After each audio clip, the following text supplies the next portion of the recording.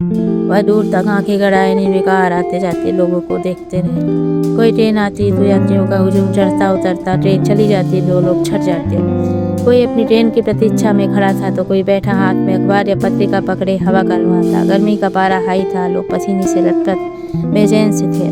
वह प्लेटफार्म के एक बेंच पर बैठे बार बार खून पर उंगलियां फेर रहे थे। उनका चेहरा लाल पड़ गया था, कुछ गर्मी, कुछ शर्मिंदगी और कुछ अपमान ने वातावरण में बिखरी गर्मी को और बस बढ़ा दिया था।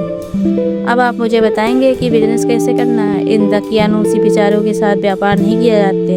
उम्र हो गई है, बाप भी जाएं, जाकर कुछ दिन किसी तीर्थ स्थल पर रहें और भगवान का नाम जपें। पीछा छोड़े प्लीज मेरा। छोटे बेटे के कहे शब्द कानों में गूंजे तो सीने में जैसे दर्द सा उठा। जेब टटोली तो एक लिफाफा से बेटी ने चलते समय घर वालों की नज़र बचाकर उनके पॉकेट में डाल लिया था। खोल कर देखा तो इतने पैसे नहीं थे कि 2-4 दिन किसी होटल में पैतीखे रहते। बेबसी से उंगलियां फोन पर फेरते रहे। अंततः बड़ी हिम्मत जुटाकर एक नंबर डायल कर दिया। बेल बजती रही, किसी ने उठाया नहीं। साहस नहीं हुआ दोबारा फिर मिलाने का, तो वॉइस मैसेज छोड़ दिया।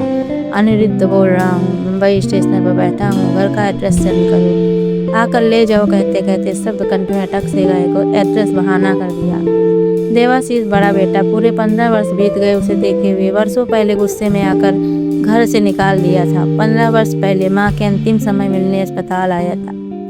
देवाशीष को उनके कार्य करने के तरीके पर खासा एतराज था। वह ब्याज पर रुपए उठाया करते थे। ब्याज बढ़ते बढ़ते 2 गुना 4 गुना हो जाता। गरीब मजदूर किसान जब चुका न पाते तो उनके घर, झोपड़ी, जमीन का टुकड़ा, खेत अपने नाम लिखवा लिया करते थे। मगर आज बहुत मजबूर होकर यहाँ आए थे। एक किडनी पूरी तरह खराब हो गई थी, दूसरी में भी बीमारी जंग की तरह लग गई थी। बचे हुए दिन भी काटने मुश्किल हो गए थे। छोटा बेटा बिल्कुल अपने पिता की फोटोकॉपी था। लालची, दया नाम मात्र नहीं थी। पिता से सब हथियार लिया तो अपमानित कर घर से निकाल फेंका। कुछ दिन बेटी के पास रहे, लेकिन उसके ससुराल में ज्यादा दिन रुकना संभव न था। मान मर्यादा आड़े आई को मजबूरन आना पड़ा है। एक बार व्यापार में घाटा हुआ तो पत्नी ने चोरी से 10 लाख रुपए बेटे के पास भिजवा दिए। ये तुम्हारी माँ के अपने रुपए हैं, आशीर्वाद समझ कर रख लो। इनकी नज़रें बहुत तीखी थी। तुरंत फोन पर दहाड़े क्या क्या नहीं सुनाया। बेटे ने तुरंत रुपए ट्रांसफर कर लौटा दिए थे। उसी दिन पत्नी ने उन्हें ऐसे देखा था जैसे सब कुछ खत्म हो गया हो। खत्म तो हो गया था सचमुच, लेकिन समझ उन्हें बहुत देर से आई। 2 घंटे बीत गए। वह डगमगाते कदमों से इधर उधर टहलने लगे। फिर फोन से किसी अनाथ आश्रम का पता निकाला और स्टेशन से बाहर आकर टैक्सी ली। अभी बैठने ही वाले थे कि पीछे से किसी ने पुकारा, पापा। मुड़े तो सामने वाला उनके गले आ लगा। आप आने वाले थे तो मुझे पहले बता देते, इतनी देर इंतजार न करना पड़ता आपको। उसने उनका बैग उठाते हुए कहा।